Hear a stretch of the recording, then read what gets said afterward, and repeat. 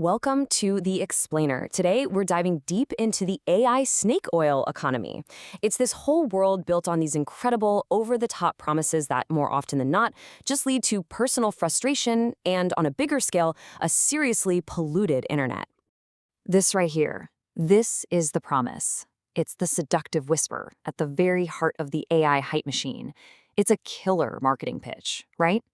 It targets our ambition, our desire to succeed, and it offers what feels like a magic bullet, a shortcut to expertise that, let's be honest, sounds way too good to be true.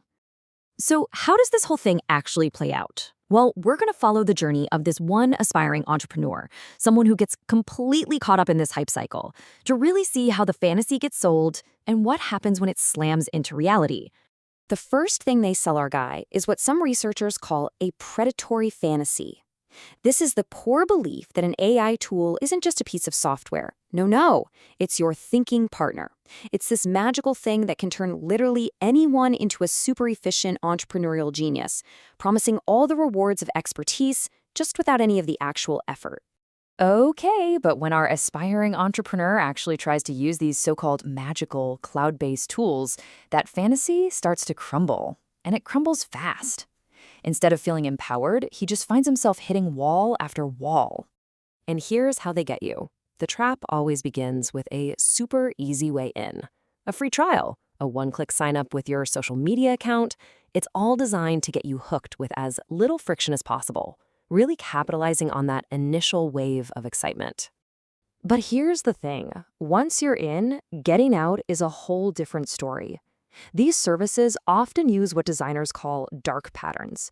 These are basically intentionally confusing and manipulative interfaces designed to trick you into signing up for things you don't want and, crucially, making it incredibly hard to leave.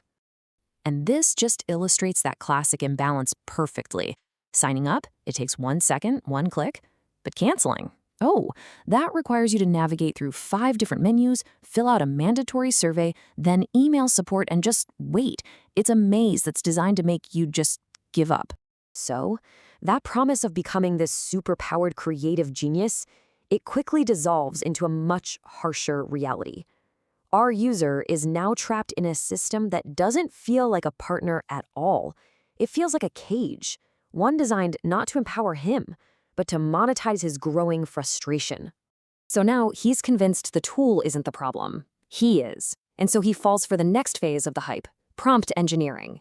He starts to believe that if he can just master the secret language of AI, then he'll finally unlock its true power.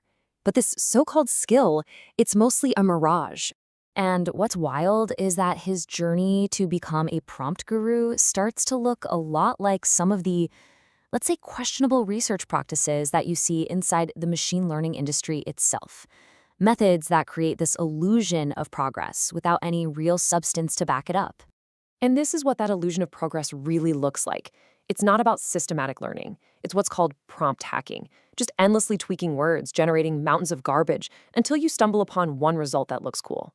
Then you hold that one success up as proof that you've discovered some powerful new technique. So what happens when it's not just one person, but thousands, maybe millions of people all doing the same thing? Well, this is where one person's struggle blows up into a massive, worrying problem that affects every single one of us. The rise of what's being called AI slop.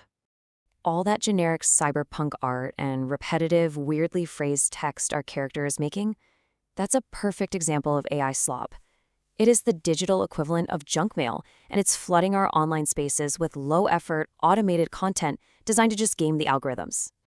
Now, this isn't just some minor annoyance that makes your social media feed look a little weird. The explosion of AI slop has really profound consequences for the entire digital ecosystem.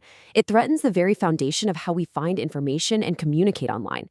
In fact, it's directly fueling a concept that used to be a niche conspiracy theory, but now feels eerily plausible. It's called the dead internet theory, and it's the idea that the internet is rapidly becoming a place where AI-generated content and bots vastly outnumber and completely drown out any authentic human voices.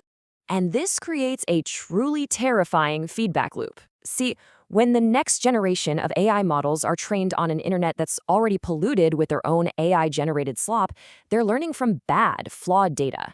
This can lead to what researchers are calling model collapse. It's where the AI basically becomes a copy of a copy of a copy, losing touch with reality until it just becomes useless. So let's circle back to our character one last time, because we really need to see how this whole system assigns blame when the magic trick inevitably fails to deliver on its promises. The AI hype machine uses this incredibly powerful psychological trick called responsibilization. It is a really clever way to take a systemic failure, like, a faulty product or a misleading ad, and completely reframe it as your personal problem. And this is the message our guy completely internalizes. The marketing all told him this tool is a perfect partner that will unlock his potential. So, when that potential isn't unlocked, the only logical conclusion is it must be his fault. He just didn't hustle hard enough, wasn't smart enough to figure it out. Which leaves us with one final big thought to chew on. In an economy that is built on selling magical solutions and these predatory fantasies, who is really responsible when the spell breaks?